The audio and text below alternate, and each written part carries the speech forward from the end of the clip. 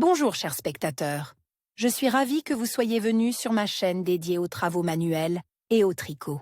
Je m'appelle Françoise Dupont et comme ma fille me l'a conseillé, je vous demande de vous abonner et de mettre un like. Passons maintenant au sujet de la vidéo. La technique intéressante du crochet brioche est généralement réalisée avec des rayons.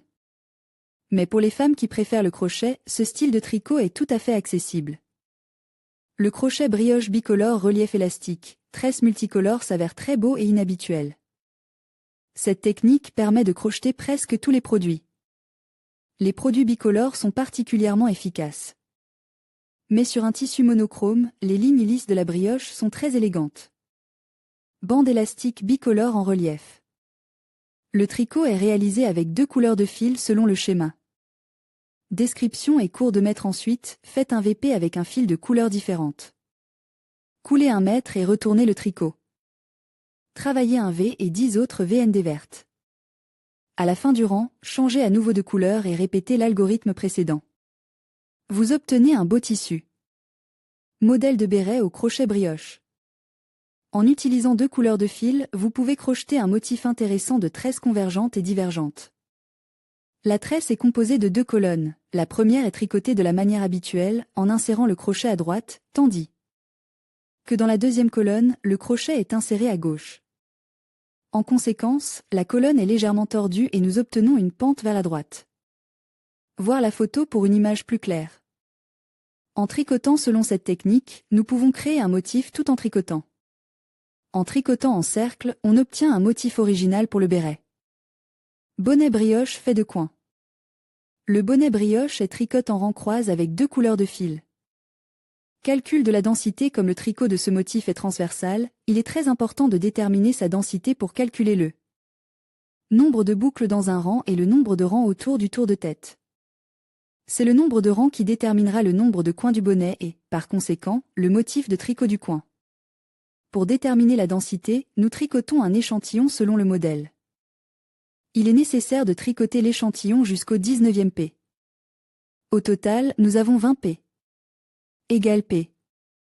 Tricoter plus chaîne initiale P. 0. Mesurez la largeur, W, du tissu fini, ne l'étirez pas. Voir l'endroit de la mesure sur l'image. Déterminer la densité de la largeur PSH égale 20, W. Calculez le nombre de rangs, P, nécessaires pour le chapeau, en fonction du volume, O, de la tête. En même temps, nous tenons compte du fait que le chapeau s'étirera lorsqu'il se rapporte. Par conséquent, son volume augmentera. Par conséquent, au nombre obtenu en mesurant, il faut soustraire 10 cm pour l'étirement. Si vous tricotez un bonnet pour un enfant et que le volume de sa tête est inférieur à 50 cm, soustrayez non pas 10 cm, mais 8 cm. Le nombre de rangs est donc P égale PSHX, O 10 cm. Pour déterminer la hauteur du produit, B, on recalcule la densité par la hauteur PV. La méthode de calcul est similaire à la précédente. Déterminez ensuite le nombre de boucles nécessaires, KPT, pour la chaîne d'air initiale. Modèle de tricot calcul. Après avoir déterminé la densité de tricotage verticale et horizontale, vous pouvez calculer le nombre de goussets qui seront placés sur le bonnet. Voici quelques schémas pour différents nombres de coins. Pour un coin de 24 rangs, un schéma de 6 mailles, égale 144 P. Et de 7 mailles, égale 168 P. Pour un coin de 16 rangs, un schéma de 6 maillons, égale 96 P. Et de 7 maillons, égale 112 P. Pour un coin de 20 rangs, motif de 6 maillons, égale 120 P. Et de 7 maillons, égale 140 P. Pour un coin de 28 rangs, motif à 6 maillons, égale 168 P. Et à 7 maillons, égale 196 P. Conseil pour le patron, le changement de couleur du fil se fait sur le bord du produit. Tricotez le dernier point de jonction. Reprendre le fil de travail, le CEP de la levée est fait dans la deuxième couleur. Le bord est très net, voir photo, réalisation d'un piquet de jonction derrière la paroi arrière du PTL du R.